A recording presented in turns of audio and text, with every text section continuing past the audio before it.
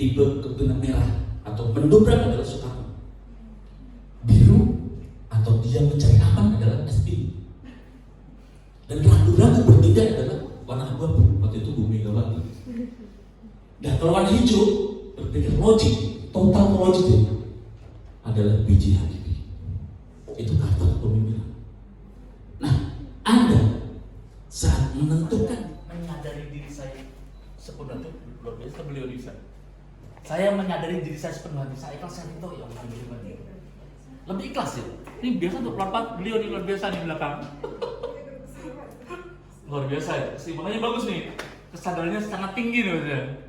Yuk katakan, saya menyadari diri saya sepenuh hati. Saya masukkan jangan pernah program negatif menjelang tidur klien, karena otak harus membedakan program yang positif. Kalau kita orang Islam mulai bismillah, kuliah, proses masalah, posisi. Ampunlah sama kepada Allah, istighfar agar Anda mampu membahagiakan orang tua Anda. Janji pada diri Anda, kepalkan dengan Anda. Janji pada diri Anda. Harus janji, nggak boleh mager, harus bergerak berjalan. Bisa. Disebut motivator super power.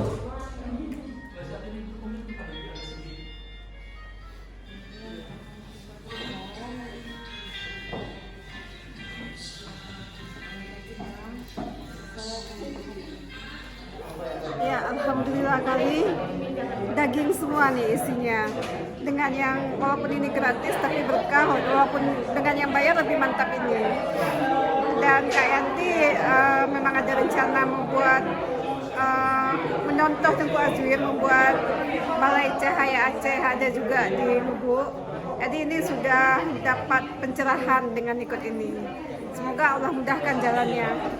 Saya Nurul Hafizah. Acara hari ini sangat berkesan dan mungkin membuka pikiran saya, sangat terbuka. Jadi ada banyak mungkin akan saya lakukan perubahan kembali dan mereschedule kembali apa yang sudah saya lakukan sebelumnya. Jadi acara hari ini sangat bermanfaat dan sangat menarik.